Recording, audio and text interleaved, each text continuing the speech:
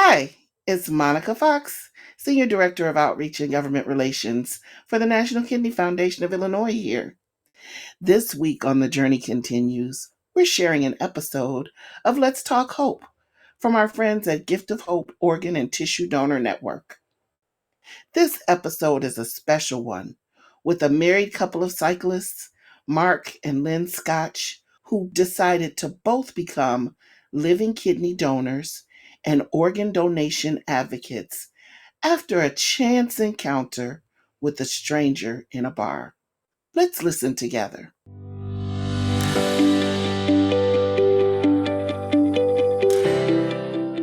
I'm Marian Shuck, the host of Let's Talk Hope, a podcast devoted to sharing stories about organ, eye, and tissue donation with donor families, recipients, living donors, and those who are waiting.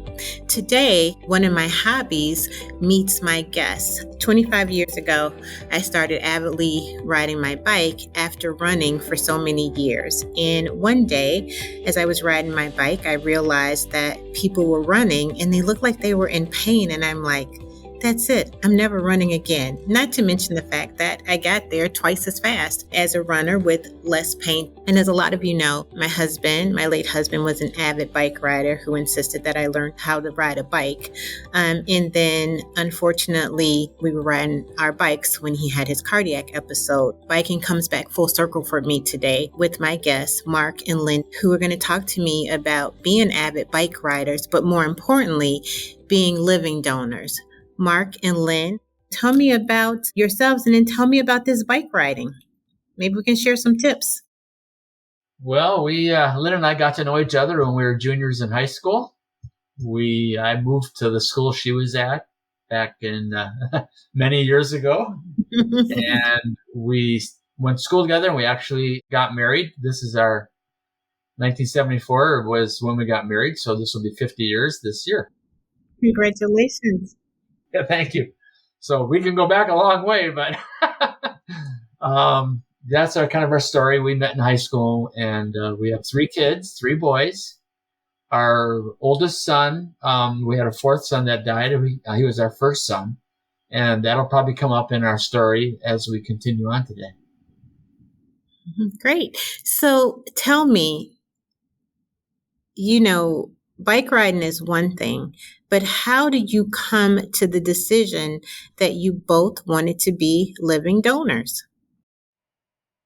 Well, it's not a decision we were thinking about, it wasn't on our bucket list. Let's put it that way. 4 years ago, in 2020, we had both retired and we were leaving Wisconsin for the winter. We were on our way to Texas for the winter. We ended up stopping at a small town in Louisiana called Natchitoches. And I went into a microbrewery, and Lynn was, we had an RV camper, so Lynn was out in the camper doing some things. And I started a conversation up with the guy at the bar, if you can believe that. And come to find out, guy's name was Hugh Smith. And Lynn came in after a little bit, and we all 3 were just talking, and Hugh said he had to go home. And I said, really? Okay, well, it's kind of early yet. And he said, yeah, he had to go home. We were having a great talk. He's a very lively guy, very full of life, talking about sports, politics, all the cool things. He was 54 at the time, I think, and I was 64, so we were fairly close in age. And then I kind of pressed him enough to where he finally said, well, I have to go home and go on dialysis. And it's like, what? And yeah, he was doing peritoneal dialysis 10 hours every night, he said. His kidneys were had failed. He was in stage 5 renal failure. And he said, well, I'm kind of looking for a kidney donor. And I immediately said, you can have one of mine. And the stage was set for me to say that so quickly because my sister-in-law had donated 12 years previous to that. So I knew you could donate a kidney. But in those 12 years, I had never asked her one question. I was never curious about it, never considered it for myself. Lynn had written the checks many times because our sister-in-law Jody had done walks for the National Kidney Foundation and things like that. So I knew she was active and she was healthy. And it just seemed odd at the time, I guess, to many people. But besides my sister-in-law donating, our oldest son had died over 40 years previous to that. And one of the things that had come up many times in Lynn and our discussions over the years was the fact that we were never given the opportunity, never thought of it ourselves at the time, to donate his organs. He was on life support. And that conversation, for some reason, stuck in my head. And the fact that Jody had donated was in my head. So as soon as he said he needed a kidney, it's like, wow, an opportunity to do something different than we did before. We did not realize there was such an urgent and dire need. That's part of our story. We can get into that. But it was just a spur of the moment emotional decision that, hey, I've kind of been here before and I don't want to let this pass. And I saw it as a way to maybe give back to Lynn something that we both, and her especially, felt that we had missed. Mm-hmm. I'm sorry to hear about your son, and thank your sister-in-law for me when you get a chance for being a living donor. But so in all this time, although you missed that opportunity with your son, had you ever, either of you ever had anyone who had been impacted by organ and tissue donation, either as a donor, somebody who was waiting besides Hugh that we're going to talk about in a few minutes? So all this time, you guys have been blessed. Yes, that's true. And Jody was really our only window into that world. And I think part of the reason that we never gave it more thought than we did was that her recipient was a high school friend that they had stayed in touch. Jody happened to be a match. And so we just didn't understand that there's so many people out there that need a kidney transplant and that you don't need to be a match to help somebody. It just seemed like a one-off thing because they were friends and she happened to be a match and it all worked out for the two of them. Mm-hmm.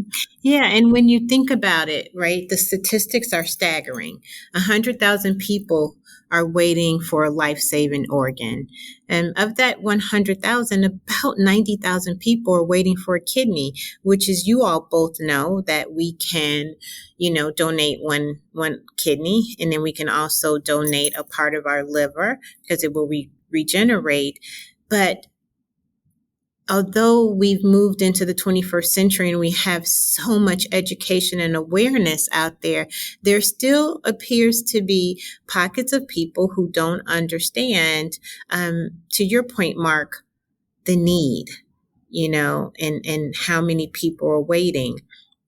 When you decided to do this for Hugh, what you said that, you just said it's spur of the moment, but thinking about the process, right? Because it's a long process to be able to do this, and you go through testing and you get tested to within an inch of your life. Did you think about the consequences for either you or Lynn? No, I didn't think about anything. I just saw a guy in front of me that seconds before we were having a jovial, laughing conversation, and it turned on a dime to a very, I wouldn't say desperate, but a very serious. And I knew right away when he said he's on dialysis 10 hours every night. I didn't know what that meant per se, but I knew that in a second that this guy is going through hell in some way, shape, or form. And I think the fact that we were in this silo, we never had talked to anybody that was on dialysis before. We didn't really know anybody that had kidney failure or liver failure. Or if we did, if we knew people, we weren't aware of it. I mean, and that's part of the reason why we're doing what we're doing. We're classic examples that if Hugh wouldn't have said something, if I wouldn't have pressed him at the end of the evening, he would have walked out of that bar and I would have never known. But the fact that I kind of pressed him a little bit and then he finally told his story. I mean, it's so critical, I think, for people that are in Hugh's situation to not be afraid to tell their story. And he wasn't asking me for a kidney. He just told me that he was looking for one. And it just clicked. And to your point about the process, then we started learning about the process. And that's what really opened our eyes. What we realized, there has to be many more people like us out there. And so our goal is to try to reach as many of those people as possible. We frankly didn't know enough to think about consequences. We, of course, had both signed up on our driver's licenses to be deceased donors. And I guess we just thought everybody that needed a kidney got one, or a liver, or a transplant of any kind. And we thought, geez, we're fairly intelligent, educated with it people. How come we don't know this? It's just so shocking to us when we came home and Mark started doing research and learned that 13 people die every day waiting for a kidney, and that the deceased donors are a very important part of this, but they can't fill the need. And that becoming a living donor is something that really has very little impact on a donor down the road physically. And what better thing can you do for another human being than to do that at so little impact to your own physical being? Thank you so much for that. That I think that's going to be our tagline, for the simple fact that a lot of people, I remember when I started working at Gift of Hope, and my daughter was 10 at the time. And she came to me and she said, Mom, she's like, Mommy, Daddy's not registered, And I'm like, what do you mean he's not registered? She's like, he's not registered to be a donor. And I was like, Reggie Shuck, do you know what I do all day, every day? Why aren't you registered? He said, oh, I want you to make the decision, right? And that's what it is. A lot of people hold off on that decision. Yes, he did get registered and he was a donor after he expired. But yeah, a lot of people just leave the decision up to someone else, or they don't think about it, and becoming a deceased donor. And then they also don't think about, to your point, being a living donor. What is a living donor? How can you be a living donor? And so for you all, and, Mark, which is more incredible because you said that at the time you talked to Hugh, you were 60, he was 54. And so you don't think about people, your age being a living donor, because people are always afraid, oh, I'm going to need my organs, right? Oh, I'm not healthy enough. Oh, my family wouldn't want me to be a living donor. But you and Lynn just sort of beat convention and said, we're doing this. Well, yeah. I mean, I was actually 64 when I met Hugh. So I thought, heck, and during the process, I came to a point where I understood that there's risk involved, obviously. And I thought, hey, I've lived a good life. I mean, if something would happen. But as it was, for lack of a better term, I found out that living kidney donation is fairly routine. And it's very safe. I mean, I do a lot of outdoor activities, ride bike a lot, canoe, kayak. And I read somewhere on the internet that donating a kidney has about as much risk as dying canoeing. And I've done a lot of canoeing over the years. So I think there's much more danger in me riding my bicycle down the street than there is donating a kidney, to be quite honest. Absolutely. And I have to say this. I mean, I think your family and your friends and Hugh, they have to think that you two are pretty unique, right? Nobody sets out to think about it in quite the way that you two have thought about it. And so tell me, or let's talk to the audience a little bit about what was that process like for you once you decided that you were going to be a living donor? Well, it was quite an emotional decision for me. It's very spur of the moment. Well, the first thing I did is the very next day, I called Hugh's coordinator. He was registered at a facility in Shreveport, Louisiana. And we were on vacation, so I really wasn't going to do much until I got home. But I remember her telling me that I'd have to come down to Louisiana and get tested. And that meant blood testing, urine testing, all the things that she mentioned. I'd have to come down multiple times. I'd have to come down for the surgery early. I'd have to stay after. And then somewhere along the line, I realized that if something if I had to go back for anything, if there's any complications, we'd have to go back to that same hospital. And I remember telling Lynn, I said, you know what? We could end up living in Louisiana if something went wrong here. And that was the only negative that really got me thinking, because I was doing enough research to know that I'd be driving right through Madison, Wisconsin, only 90 miles from our home. And why am I driving right through Madison when I could, to go to Louisiana to do this? It just seemed odd to me. When Madison is a highly rated and well-known transplant center. I'm like, yes, it is. And it's so funny you say Madison. My daughter is actually at UW this summer doing an intensive in Arabic. So it's that close, and it's a great school and transplant center. Yeah, so I didn't dwell on the fact that I'd be going right through Madison to go to Shreveport, but I knew that there was something there that was interesting, and I thought, that's odd. And then the bicycle thing was happening parallel to all of this. As a bicyclist, whenever we do anything, I always figure out how to get a bike ride in. So when this woman started talking about, hey, you've got to come to Louisiana for all these trips, I thought, well, okay.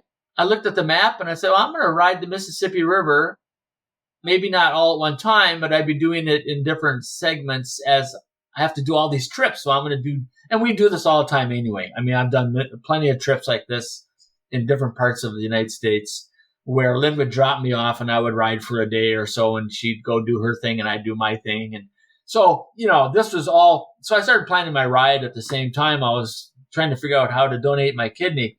And then I remember reading very specifically that Lynn had mentioned it, that 13 people die every day in the United States waiting for a kidney transplant. And that just blew me away. Here I thought that Hugh had options. He could pick anybody he wanted to be. He could pick anybody that he wanted to donate a kidney to him. Anybody would do this, right? Just about anybody. But he was going to let me do it. And I realized that that's totally opposite of what I was thinking all along, that there's an urgent, dire need for living donors. And I said, Lynn, did you know 13 people die every day in the United States waiting for a kidney transplant? And she goes, no. I go, how come we don't know this? What's wrong with this?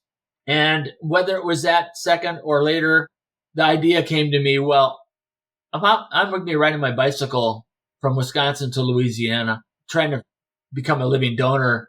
Why don't I turn that into an awareness ride? Because there's got to be other people that don't know this fact.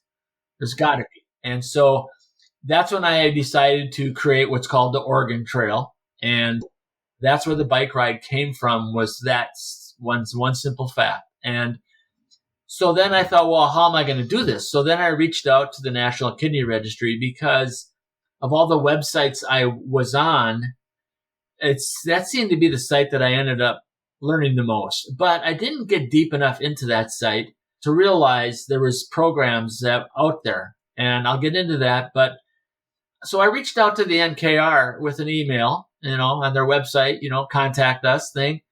And I told them that I wanted to donate a kidney, kind of told them a story about Hugh and I wanted to do this bike ride, but I had no idea, how to create awareness, how to contact media, do anything. And I asked them if they'd be interested in working with me on this. And they forwarded my email to a gentleman named Ned Brooks. And Ned Brooks was a guy in his 60s at the time that had donated, same as us, eventually. He had donated his kidney.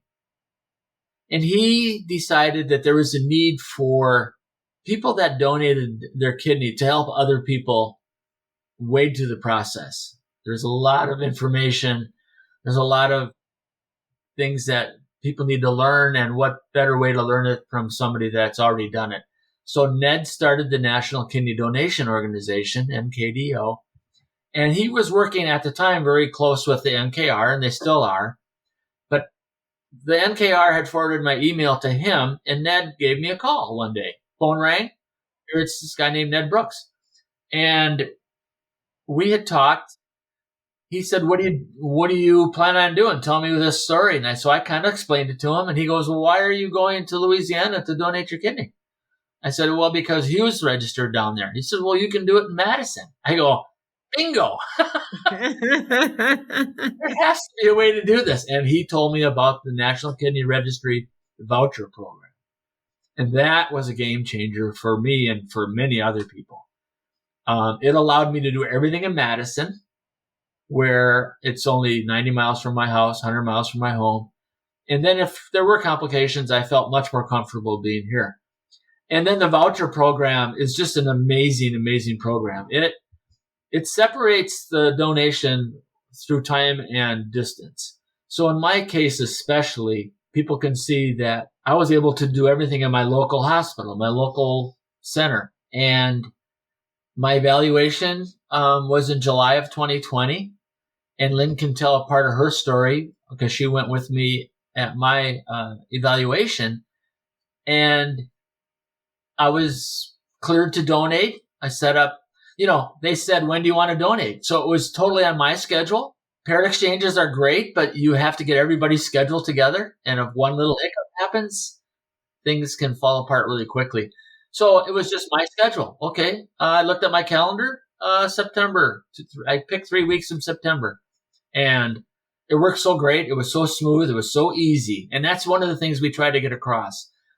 The easier it is to become a living donor, the more people will donate. So the NKR voucher program is the easiest way to donate, but it also provided the fact that my kidney went to the best match in the United States of the 103 NKR centers. And that's huge. I mean, my kidney went to the best match, which is somebody in New York. It's a huge pool. Well, then Hugh, when I gave him this voucher, he got priority within the NKR system. So that gave him priority. They immediately started looking for a match for him. And not just a match, the best match. And they know when they find it. And so his match, his kidney came from Southern California. So a guy from Wisconsin meets a guy in Louisiana. One kidney goes to New York. One kidney comes from California. We covered the whole United States with just 2 people. And I have to tell you, Mark and Lynn, I did not know about the National Kidney Registry voucher. That's one reason I was so excited to talk to both of you about this, is because even in my field, I've been in here 15 years. I know everything about donation, which I thought I knew everything about donation.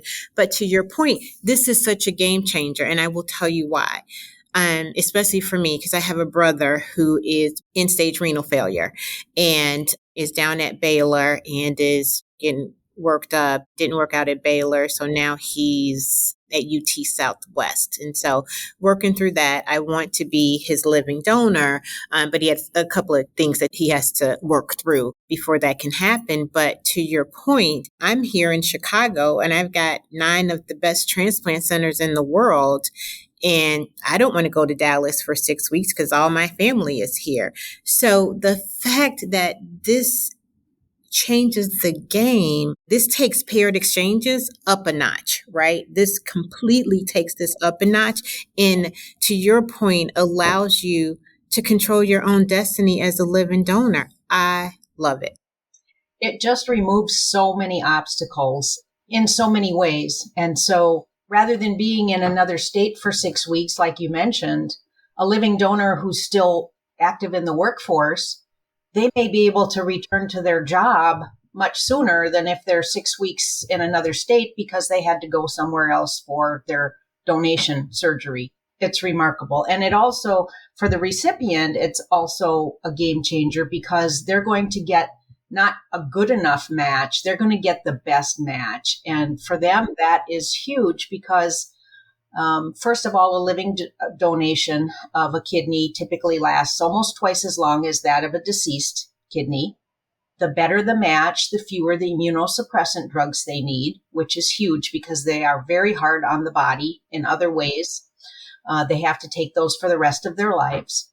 It can make their life post-transplant so much easier and so much better. So Lynn, tell us about your decision. Well, I went along with Mark for his evaluation, and he was finishing up his last medical test of the day, and I was sitting in the room by myself, and I had heard everything he'd heard and seen everything he'd seen.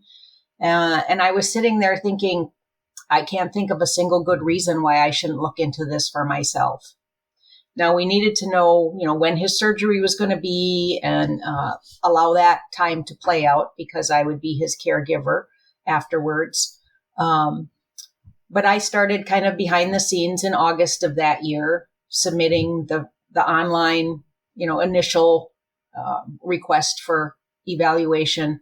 And I hit a lot. I stubbed my toe on a lot of things. Some are safeguards that we think are built into the system by the transplant centers to make sure people are not making a spur of the moment decision and rushing into something. And some were just unavoidable, like COVID. So I made that decision based on all the research Mark had done and the things I was hearing from the medical professionals at his evaluation day. As it turned out, by the time he had his surgery at the end of September, I couldn't even go into the hospital with him because of COVID. If that had been the case when he had his evaluation, I don't know that I would have come to a place where I would have decided to do this as well. So we see a lot of interesting ways that little decisions, little things that could really change the trajectory of the journey have impacted what has transpired. So I went live on the registry. I was evaluated in October. I went live on the registry the beginning, early November of 2020. And they said, you're going to match really quickly. We'll give you a call next week and we'll talk about dates that you want to hold open for your donation. And I did get a call the following week, but it was to tell me that Madison had suspended all of their elective surgeries, which a donation is an elective surgery. They said, we'll probably start up the following February. And if you recall, that was the year when we weren't supposed to have Thanksgiving or Christmas or any family gatherings. So Mark and I ran off to the East Coast for 7 weeks. Since we couldn't see anybody anyway, we went to some places that were pretty isolated. And in mid-January of 2021, I got a call from my coordinator, and she said, we've got a 3-person chain. We want to do surgeries on February 24th. Are you still secure in your decision that you want to do this? And I said yes. And we talked about all the specifics. And then the last thing she said to me was, have you had a recent positive COVID test? And we had just gone and gotten tested about 3 days before that. And I did test positive. So then you have to wait 60 days after a negative test. So our surgeries were rescheduled for March 24th. Because like 2 days later, I had my negative COVID test, and then I could get back on the calendar. So March rolls along. I go in for my pre-op. We've checked into the hotel on Monday because they had to have time for another COVID test and whatnot. And they did the final blood work. Monday night, they call me at the hotel and they say, we noticed when we were looking at your lab results that your platelets have dropped drastically. Platelets are important for clotting. And one thing that a person will find out fairly quickly if they initiate the process of looking into being a donor is that transplant centers are extremely protective of their potential donors, and they are not going to move forward on anything if they have the least bit of concern that you're going to be negatively impacted either at the time of donation or afterwards. The doctors said, you are not in any medical danger with the platelet level, and we could have enough blood on hand to go forward, but we're choosing to cancel the surgery. So Madison was very good to me. They immediately hooked me up with the hematology department there to make sure that I didn't have any underlying medical conditions that would be detrimental to me. The testing all went fine, set me up with monthly blood draws, which I did at my local clinic to monitor my platelet level. I did find out in that first hematology visit that decreased platelets, research had shown that people who had COVID sometimes had decreased platelets for a varying period of time. Usually about 5 months, they would bounce back. Well, Madison stuck with me. In December of 2021, I even had a bone marrow biopsy and aspiration, again, to make sure that I didn't have a serious blood disease. And for 18 months, I did monthly blood draws, and then magically my platelet level popped back up. I got back on the horse, had a small reevaluation just to make things current, went back on the registry, and was able to successfully donate my kidney in January of 2023. So it was a long process for me. I can't tell you how important it is for an organization like NKDO to have mentors available for people. I saw a fairly streamlined process with Mark. Mine had a lot of twists and turns. And if you don't have somebody that can help you navigate that and understand that you're going to have obstacles that you're going to have to overcome, it can be very frustrating. And the transplant centers are doing what they can. Sometimes they don't get back to people as quickly as people would like, and there's frustration there. So they provide an invaluable service. This is so exciting. And I just want to touch on one thing for both of you. You know, when we talk about living donation, oftentimes there are barriers, right? There's barriers to people wanting to be living donors. One barrier is finance. And then the other barrier is that, Mark, I think you said Hugh eventually told you his story, but he didn't ask you for the donation. And oftentimes people who are in that situation, they don't ask their loved ones or their friends for an organ or for the donation to help them out, because they're afraid of, something or risk associated for their loved ones. So they don't want to ask. My brother didn't want to ask, but I'm in this industry, so my twin and I volunteered, right? That's just what you do. But tell us a little bit about that. And then can you help everybody understand what's the financial responsibility for a living donor?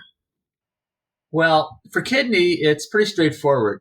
Back in 1972, end-stage renal failure was, a law was passed that people that have that problem can get on Medicare. So I don't know of too many people that aren't on Medicare that need a kidney. So it's pretty simple. Liver's quite different, but we're on kidney, so we'll talk about kidney. But so it was pretty simple. Of course, I was working with NKR at the voucher program, and I learned about their suite of options. They help people with lost wages, with a number of financial, hotel costs, things like that. There's also NALDET. That's another organization that helps cover expenses. So really, there's no cost to the donor. So as a baseline, the donor's medical expenses are covered by the recipient's insurance, which for kidney is Medicare. So that takes all of those medical expenses off the table. Everything that I went through in my journey, the monthly blood draws, the bone marrow biopsy, the visits to hematology, those were all covered by the transplant center. Oh, by the transplant center. Because I was going to say, since you were doing the voucher, you don't necessarily know who your recipient is. So how does the recipient cover that? But Medicare covers it. Good to know. Right. And I think eventually there's a long tail, I suppose, for the billing departments at the transplant centers to actually tie it to the person that is the actual recipient down the road. But that's a baseline. So, that would be reassuring to people that are considering looking into this. Your medical expenses are going to be covered. There are organizations, like Mark said, that will cover things if you need to travel, even the distance that we did, 90 miles. There's some hotel costs, those types of things.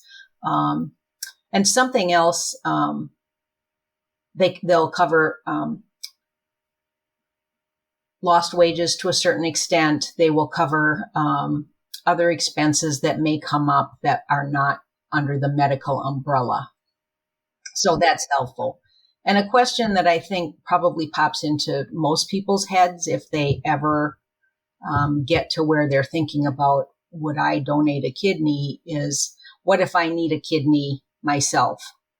And as a living kidney donor, if you would ever need a kidney yourself, you're going to have top priority on the list for a living kidney donation. And that's critical. And that's not getting in queue for a deceased organ. That is a living kidney donation. That depends on the transplant center, actually. Some transplant centers are living, some are deceased. But if you donate to the National Kidney Registry, you will get a living kidney. That's just so incredible. And your journey, I mean, you guys are just like cool, calm, and collected today and talking about this like you just went out for a bike ride, right? And came back a living donor. It's pretty cool. So tell me about the Organ Trail and how can I get involved, or how can anyone get involved? Do you have races or bike rides on a regular basis? Tell us about it. Well, my first ride was 7 months after my surgery. So spring of 2021, I decided I was still going to ride my original plan was to ride from Wisconsin to Louisiana and donate my kidney. But then after I talked with Ned Brooks, I decided to donate my kidney and then take the bike ride to Louisiana. To demonstrate, again, we want to demonstrate that you can live a completely normal life after donation. So my way of doing that was to go back to riding the bike on one, and I was going to be on one kidney. So 7 months after my surgery, I rode from Wisconsin to Louisiana. Lynn drives our support vehicle. She takes care of all the logistics, and she's there for so many different things with our car. But I rode the bike, and then people rode with me for whatever they wanted to do. I did not want to call for a bike ride because then there's a lot of things that you're responsible for. Lynn is our support vehicle for me. She's not a sag wagon for everybody that rides. So we have to be very precise on how we talk about the bike ride. The bike ride is about creating awareness. And to do that, we have to talk to media. We've let people know that if they want to ride with me on any of these rides, I might have to go to a levee on the Mississippi River and talk to a reporter like we did one day. We've changed our course. We've done a lot of different things to get that media. So the first ride was, like I said, from Wisconsin to Louisiana. I was short a kidney. Hugh had gotten his kidney, so he was up a kidney. So we met, and that was fantastic. USA Today Humankind kind of followed that ride and put together a really nice video on that. And we got to St. Louis, and I started to call different transplant centers. I thought, well, why not call them, let them know what we're doing, and see what might happen with that. We had no idea what would happen. Well, St. Louis University really took this and ran with it. They had a fantastic event for us. They had their staff out there. President of the hospital talked. Donate Life was there. The local OPO was there. And it just opened my eyes to the potential. We didn't plan it. It was just kind of how it worked out. And they did a fantastic job. And that kind of set the standard of what's possible. Let me back up a second. So somewhere along the middle part of the ride, I thought, well, this is really going well. We're getting TV, we're getting radio, we're getting newspapers. We're talking to people on the street. We want to keep it as grassroots as possible. What's next? Well, again, something clicked in my brain, and it's like, why not ride the route of the kidneys? My kidney went to New York, so I was going to plan to ride to New York. And then Hugh had gotten a kidney from Southern California. But first things first. So as it worked out, Ned Brooks and the National Kidney Donation Organization is based out of Connecticut. And he invited a number of mentors and us out to Martha's Vineyard, where they have a family house there. And so we were at Martha's Vineyard. And so then I thought, well, as long as I'm there, I think I'm going to ride my bicycle back home. So that's where the second ride came from. And that, in a way, kind of signified or took the route of my kidney going to New York. We ended up in New York City, Times Square, talking with people that needed a kidney. So along the route, then I also tried to find out as many people as I can that need a kidney. Come join us. And when I have these media events, people have gotten to tell their story to TV reporters, to newspaper reporters, because of the Oregon Trail. So that's kind of how that developed. So I rode back from New York to Wisconsin. And then, of course, I had to figure out a way to get from Southern California to Louisiana. So, because Hughes Kidney came from Southern California. So I decided to split it up into 2 rides and make it 2 different winters. So the winter of 2022, I rode from San Diego to LA, Phoenix, Albuquerque, and we stopped at Lubbock, Texas. That was about 1,600 miles, 1,500 miles. And then the next winter, we went from Lubbock to New Orleans and then on to Baton Rouge. So that completed that ride. So what's next? Well, then Lynn had donated her kidney. And I wanted to go back on one thing about our donations. I mentioned it earlier that my decision to donate was strictly emotional. It was just an emotional decision. And you can tell from Lynn's story, it was very analytical and database, fact-based. So we really kind of covered the two different ways that you can donate a kidney. You can just get a flash of lightning, as we call it, or you can think about it and get all the facts first. Either way works. The end result is what matters.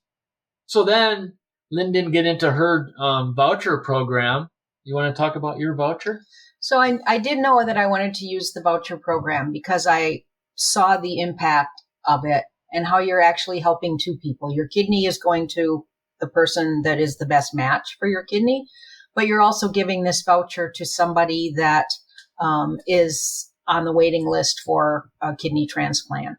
The voucher program also allows you to name family members in the event that any of them would ever need a kidney. So my first go around, the surgery that got canceled, we had listed our 3 grown children and our 3 grandchildren. By the time I donated, they had combined the family voucher with the standard voucher. And so I again named our 3 children and 3 grandchildren as my backups, but I named a 2-year-old boy from the Minneapolis area as my voucher recipient. And Cooper had been born with chronic kidney disease, had been on dialysis since he was 8 months old, doing peritoneal at home like you had.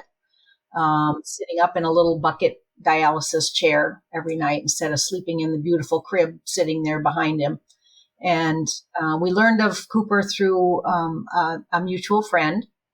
And I looked at that little boy who wasn't that much older than our son was when he passed away. And I knew that was going to be my voucher recipient. So that all worked out. And I donated January 10th of 2023, and Cooper got a kidney at the University of Minnesota on March 2nd of that year from a young woman who was living only a couple of miles away from Cooper and his family and had just decided, based on an internship that she did at an Iowa organ procurement organization, that at some point in her life she wanted to donate a kidney.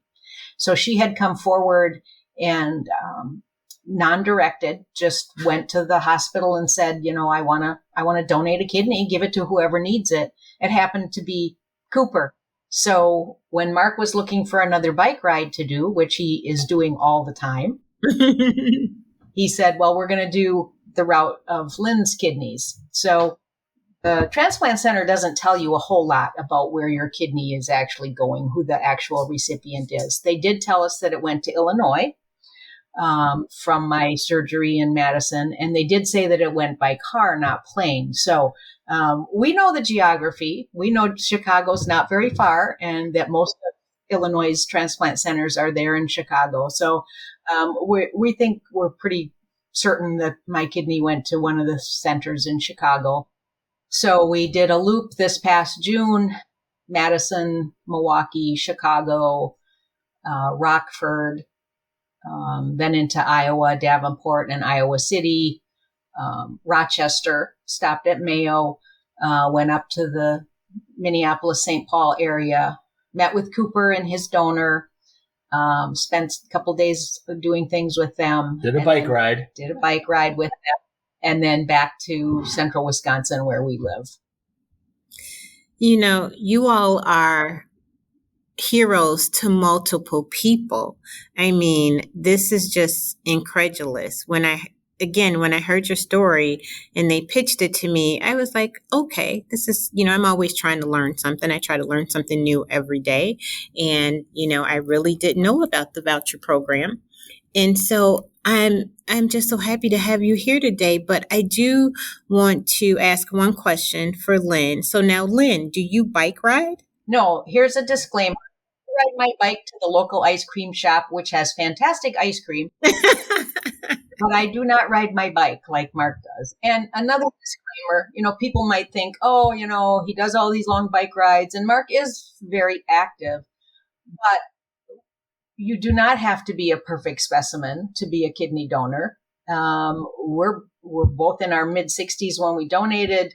You would not look at either one of us and go, gee, I think they must be long-distance runners. We are,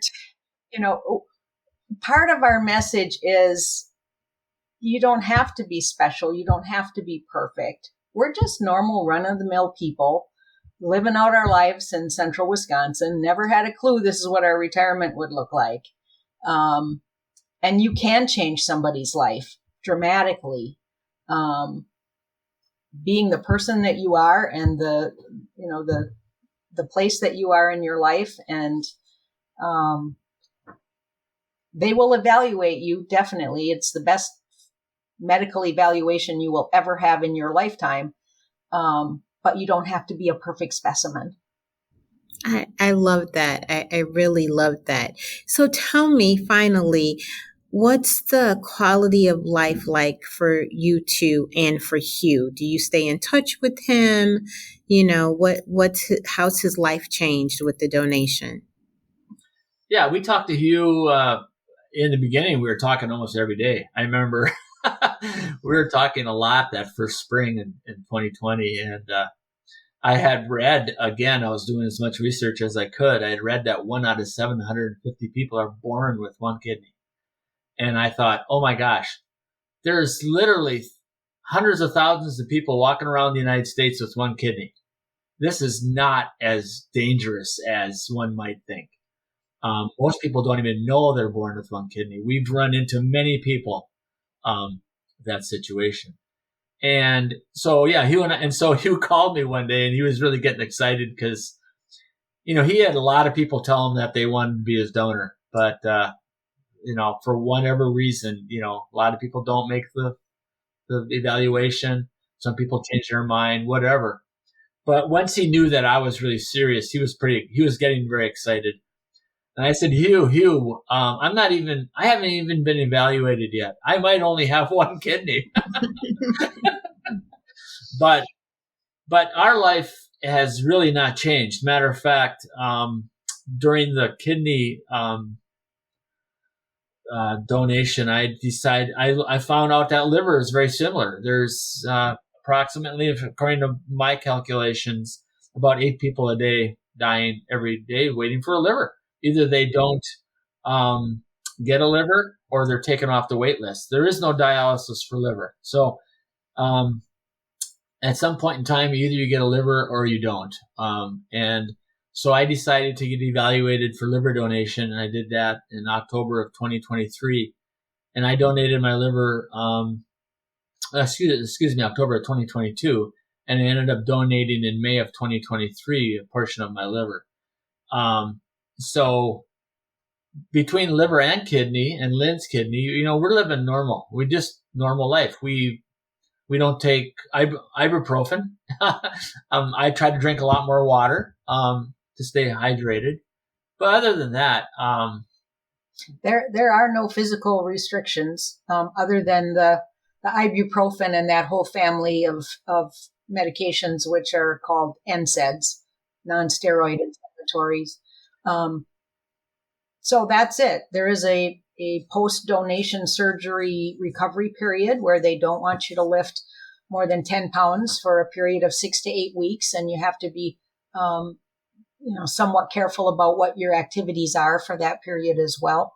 But beyond that, you can go back to doing whatever it is you like to do.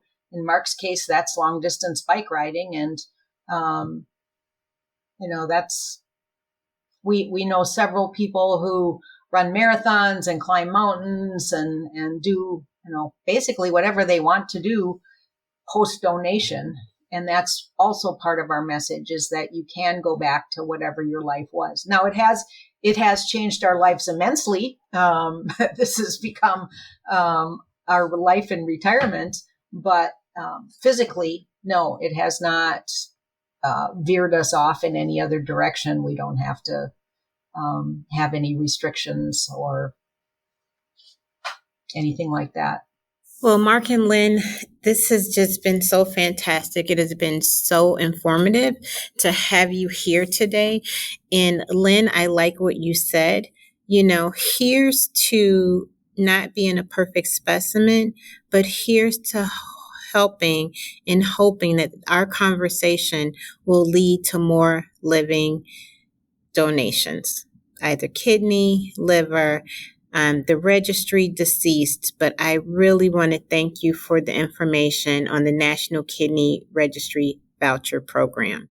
If I could add one thing for your listeners who are needing a kidney or a family member of somebody who needs, it's so important to talk about it. Just drop it into casual conversation. You don't have to necessarily do the big ask, because that's very difficult. You don't have to necessarily make that a focal point, but drop it into conversation. And either the people that hear it firsthand, or the ones that they're going to repeat it to down the road, somewhere in that pond of ripples, lightning can strike for that person, just like it did with Hugh when he finally said, I need a kidney. I love it. Mark, any last words? No. I'm excited for you and your brother.